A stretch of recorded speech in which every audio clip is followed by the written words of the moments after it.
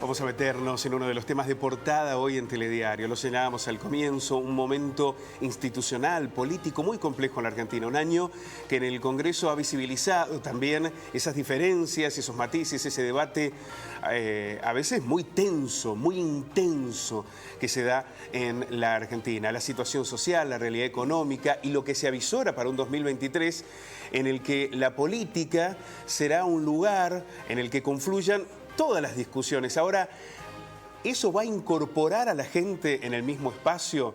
Bueno, de esa discusión se trata. Vamos a sumar a la mesa aquí de Telediario al diputado nacional Carlos Gutiérrez. Diputado, ¿cómo le va? Buenos días. Buen día, Pablo. ¿Cómo estás? Muy bien. Gracias por invitar. Bueno, ha sido una semana para los argentinos muy especial. La Copa del Mundo, toda esta movilización enorme, 5 millones de personas en Capital Federal, tantas otras millones y millones en cada una de las provincias y ciudades de la Argentina. Y una señal discursiva y que la gente se ha apropiado de esto de trabajar juntos, de generar proyectos en común, que parecen contrastar con lo que ocurre hoy en la política argentina. Sin duda, Pablo. Yo le sumaría a eso la lluvia de hoy. Como, bendita lluvia. Claro, porque entre tantas malas noticias, lo de la selección, un verdadero alivio para el ánimo de los argentinos, y que ha tenido su respuesta, como vos bien decís, pero que digamos, no admite ningún tipo de duda. Y la lluvia de hoy, ¿no? Es decir, que por lo menos nos quedan cosas a las que aferrarnos a los argentinos a pesar de este clima que vos describías. Ha sido un año en lo parlamentario muy complicado, ¿no? La última imagen que tenemos del Parlamento, del Congreso, es de diputados haciendo señales obscenas, gritando, enojados, disputándose, y una sesión que no se dio. De hecho, tampoco sesionó esta semana. Es difícil generar esa conciliación con la gente con ese escenario, ¿no? Sí, no cabe ninguna duda. Máxime que cuando los órganos deliberativos, digamos, aquellos que están hechos, valga el término, para la discusión de los grandes temas nacionales, se transforman en gritos, se transforman en todo esto que vos describías. ¿Y qué confianza puede tener la gente en nosotros si nosotros actuamos de esa manera? Mira, salíamos de la pandemia. La pandemia era también la excusa, o pasó a ser la excusa justa para esconder algunas falencias, porque si no, estas falencias se hubiesen mostrado antes. Cuando ya íbamos saliendo de la pandemia y decíamos, bueno, vamos a recuperar en el caso del Congreso las sesiones ordinarias, esto que le da una continuidad de trabajo a las comisiones, al producto de las comisiones, que son otra cosa que las leyes, apareció la grieta. Y apareció la grieta y se llevó puesto todo hasta el día de hoy y se va a seguir llevando puesto todo en tanto y en cuanto no haya una reacción. Quienes me escuchan, quienes serán pocos que a lo mejor le prestan oído a estas humildes palabras, digo, bueno, nosotros somos 8 diputados que integramos el interbloque federal, hemos levantado permanentemente la voz. Es decir, ¿qué podemos hacer 8 contra 260 diputados?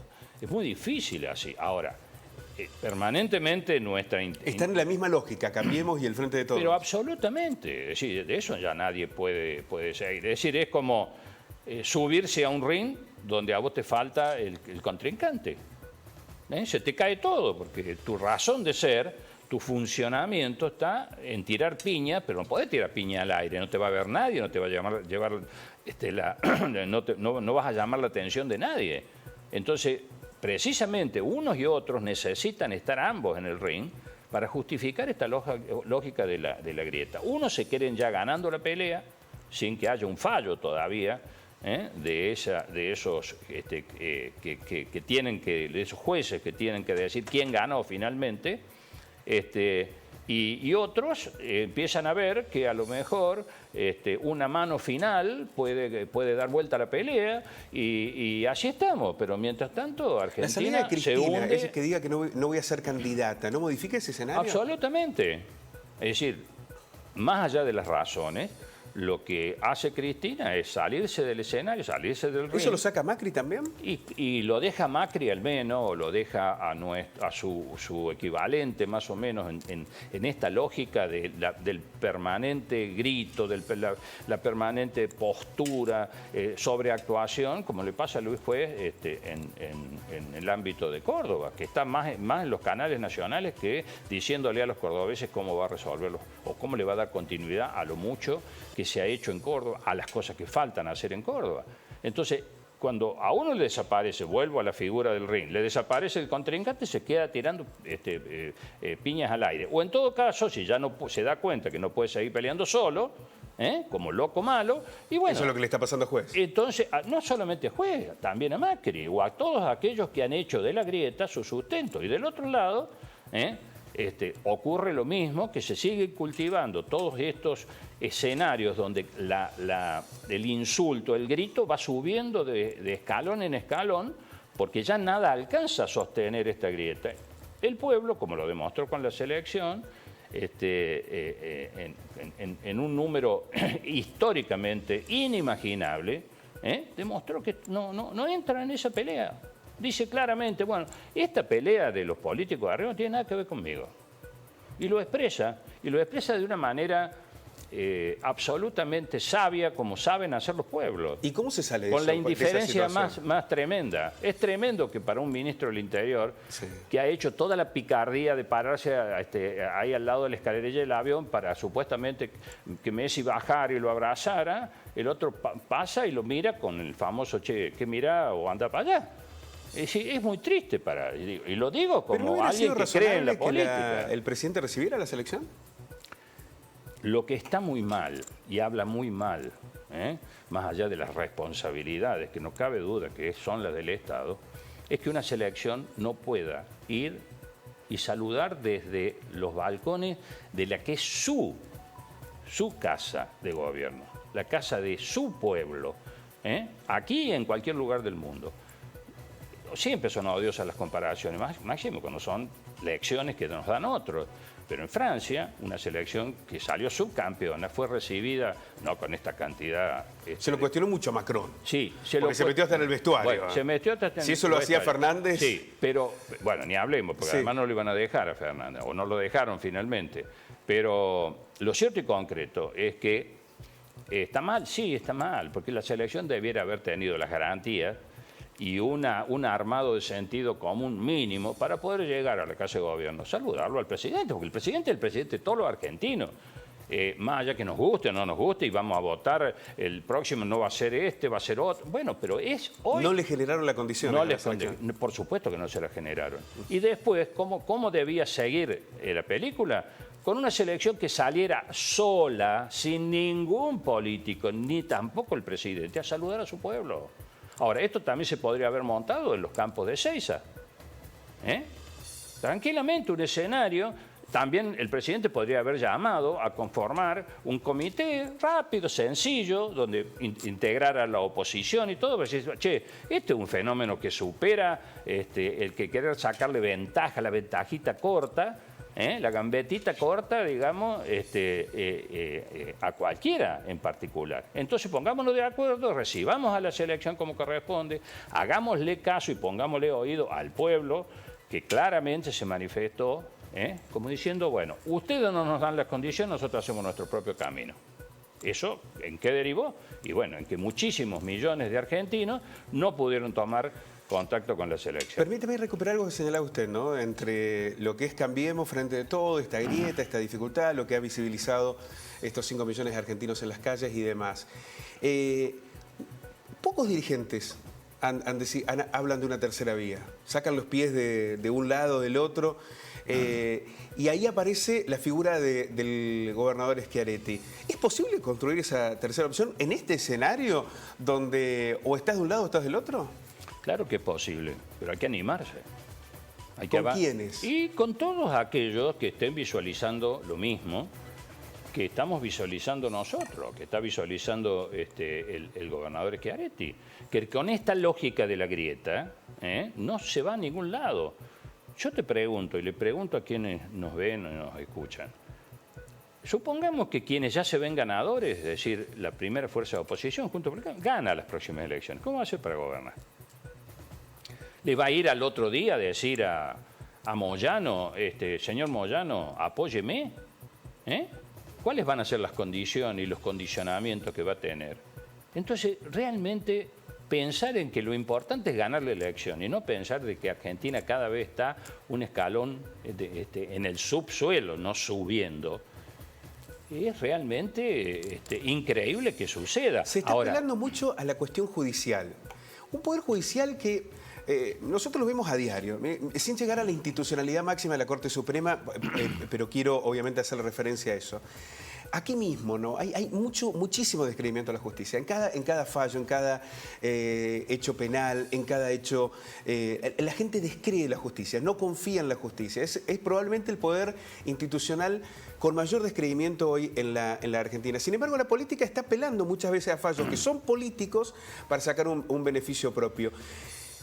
¿Qué mirada tiene de lo que ha ocurrido con la Corte Suprema y este fallo en favor, con millones y millones de pesos en favor de la ciudad más rica de la Argentina, gobernada por el macrismo? Bueno, a ver, empecemos por lo que vos mismo estás planteando. La justicia es uno de los poderes que también tiene un nivel de descreimiento, donde competimos con la política a ver quién está peor. Sobre todo el rechazo tiene, bueno, mucho de rechazo. El rechazo, el descreimiento, el hecho de que un ciudadano ya diga yo no creo en las instituciones, es gravísimo. Porque alguno puede decir, bueno, a mí qué me importa, pero al final del camino esto se transforma en un boomerang que le vuelve a la gente con consecuencias que todos los días las estamos viviendo. Lo de la selección, Pablo, lo que marca es un pueblo por su lado y por sus propios medios y una ausencia absoluta del Estado. Esto es gravísimo. Por más que uno diga, bueno, no, al final del camino se pagan estas consecuencias. Entonces, esta cuestión del descreimiento de la justicia es muy malo. El descreimiento de la población. Ahora, quienes no escuchan, vuelvo a decir, pero bueno, por algo es que tienen ese descreimiento. Y sí, es cierto. Con estas imágenes que vos decías que da el Congreso, con muchos de estos fallos que por ahí está... Este es un fallo político de la Corte. Bueno, pero es un fallo. Lo que nosotros no podemos hacer es romper la institucionalidad. ¿Usted no está de acuerdo en que no se acate? Por supuesto que no. Porque si yo digo, no me gusta este fallo y no lo voy a acatar, con toda razón, aquel que ha sido condenado por un delito económico o cualquiera puede decir, yo no voy a acatar el fallo. Pero acá se buscan instrumentos jurídicos. Por ejemplo, recusar a la Corte en este caso. Bueno, pero hay siempre alguna herramienta a la cual la política puede echar mano para ir. Ahora, esta es la instancia máxima que se ha expresado en un sentido. Lo dice quien...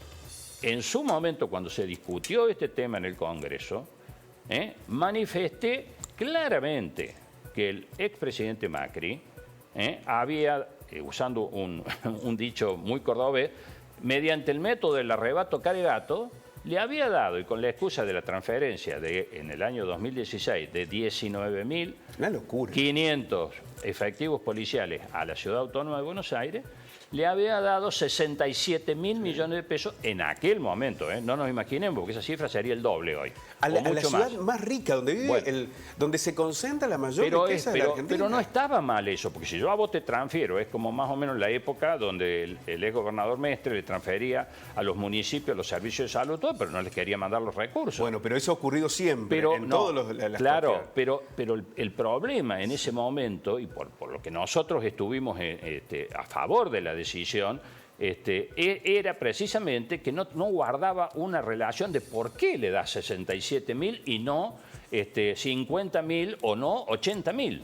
¿Y qué dijimos nosotros? Si por 19.000 efectivos les están dando 67.000, ¿qué debiéramos decir en Córdoba, donde tenemos 22.000 efectivos, donde tenemos un territorio mucho más amplio que cubrir, más población que Cava, como provincia de Córdoba, y nos daban 35.000 millones en ese momento. Bueno, nos llegaban por vía de la coparticipación. Este fallo de la Corte ratifica esa enorme desigualdad de que todos terminemos pagándole a los sectores de capital federal beneficios que son imposibles de... La discusión que nosotros venimos dando y que es parte de esta construcción a la que vos decías, ¿es posible esto? Y yo te respondí, es posible si alguien se anima. Si empezamos a animarnos a que la lógica, ninguno de los extremos de la grieta le va a traer a los argentinos, nos va a traer a los argentinos una solución, tenemos que buscar otro camino. Bueno, parte de ese otro camino es precisamente desnudar de una vez por todas estas diferencias que tenemos entre el interior federal y la Ciudad Autónoma de Buenos Aires. Ahora, no es la Ciudad Autónoma de Buenos Aires solamente, es ambas. Es la Ciudad Autónoma de Buenos Aires y la provincia de Buenos Aires, en este caso, porque Kicillof, el gobernador de la provincia de Buenos Aires, chilla ahora. Pero no dice nada cuando a él, por arriba o por abajo de la mesa, le dan los recursos para que él mantenga un boleto de ómnibus a los precios irrisorios que los tienen y nosotros tengamos que estar pagando lo que estamos pagando. Ahí no dice nada, ¿eh? Ahí no apela al federalismo, nada por el estilo. Nosotros, si somos federales, vamos a ser federales siempre. Gobierne Macri, gobierne Fernández, o gobierne quien gobierne. Al gobierno de Córdoba que durante el macrismo no fueron tan enfáticos. No es cierto eso. Vuelvo a decir, le firmaron el pacto fiscal. ¿Sabes cómo cerré mis palabras de este tema concretamente en su momento? Diciendo concretamente que digan lo que quieran aquellos que hoy nos endilgan que estamos votando o transformándonos en kirchneristas. Yo les digo a eso que dicen eso, que se olvidan que cuando Macri gobernaba, nosotros también le dimos las herramientas de gobernabilidad, porque un presidente que ha sido electo por el pueblo necesita herramientas, que son leyes, para poder gobernar. Después se ve si esas leyes las usó bien, si gobierna bien o gobierna mal. Pero no se puede dejar a un gobierno. Lo mismo hicimos en este caso con Fernández. Ahora, qué difícil va a ser poder tener leyes el año que viene en la Argentina con un Congreso que ni siquiera da quórum, ¿no? Bueno, este es un problema, pero cuando vos me decís que ni siquiera da quórum, pero ¿quién es el responsable primero de velar por el quórum? El oficialismo, el que se supone que necesita las leyes para gobernar. Si yo estoy, como en la última sesión, donde uno de los temas era un conjunto de universidades, porque parece que en este país se tiran universidades a manchancha sin saber muy bien. Primero, no todas están incluidas, la de Río Tercero, por más que me duela como cordobés, aprobadas por el CIN, por lo que es el ámbito máximo de las universidades. ¿Usted cree que no es un buen proyecto? Yo creo que no se pueden estar creando universidades, porque también los calamuchitanos me decían, ¿por qué no nosotros una universidad en Santa Rosa de Calamuchita? Y me dicen los sanfrancisqueños, con más razón todavía, porque ellos ya tienen un proceso hecho, ¿por qué no una universidad de San Francisco? No hay condiciones ni económicas ni académicas, ¿cree usted, pero para que se cree? Pero eso fue producto de un negocio político entre Evolución Radical, que cabeza de Loredo, y el gobierno nacional, y Massa, el ministro de Economía, yo te doy y vos me votás el presupuesto. Por eso dieron quórum en el presupuesto.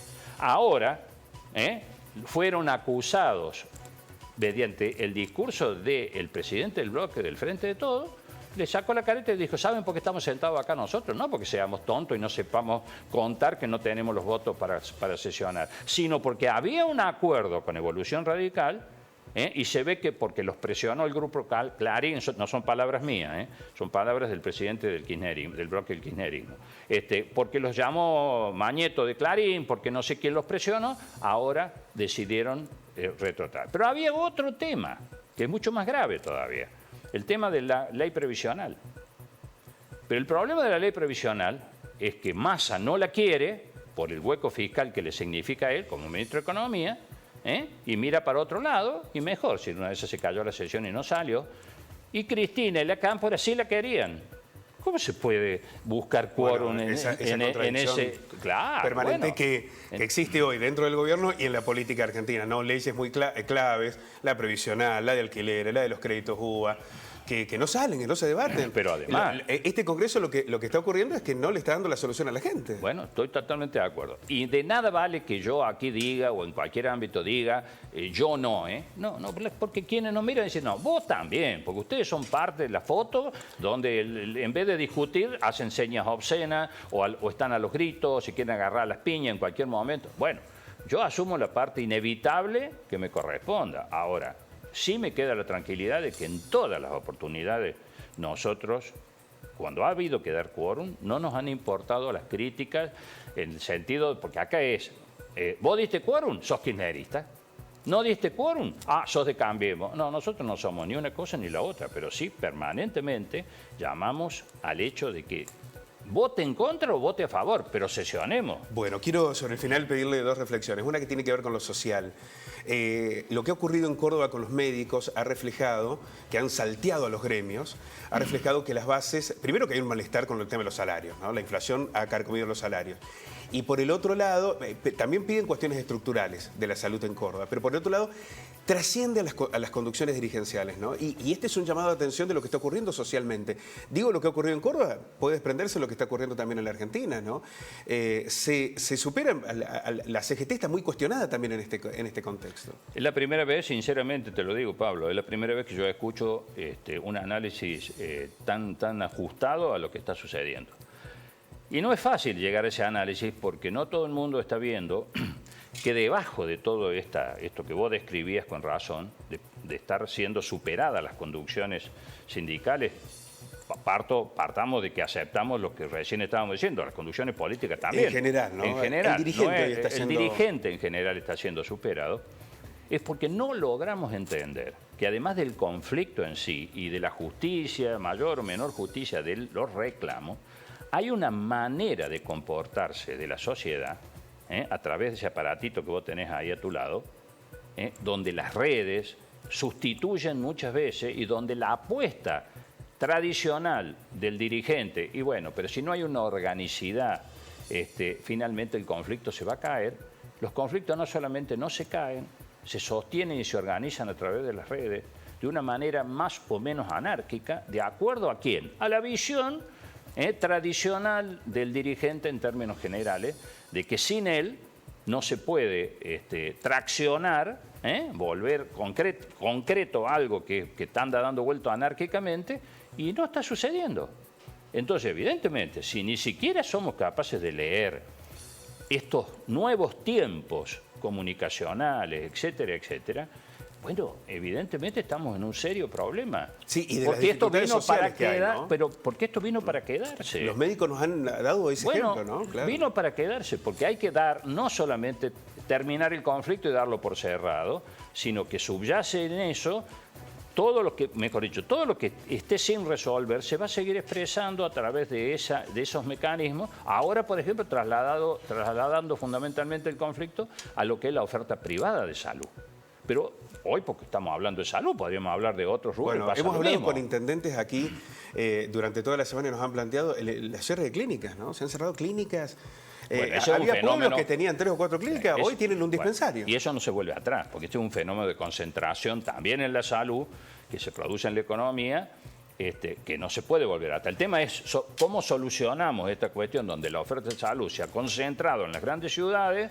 Los médicos no quieren salir de Córdoba capital, en nuestro caso, prefieren tomarse un avión e ir a hacer guardia en Buenos Aires porque les conviene mucho más.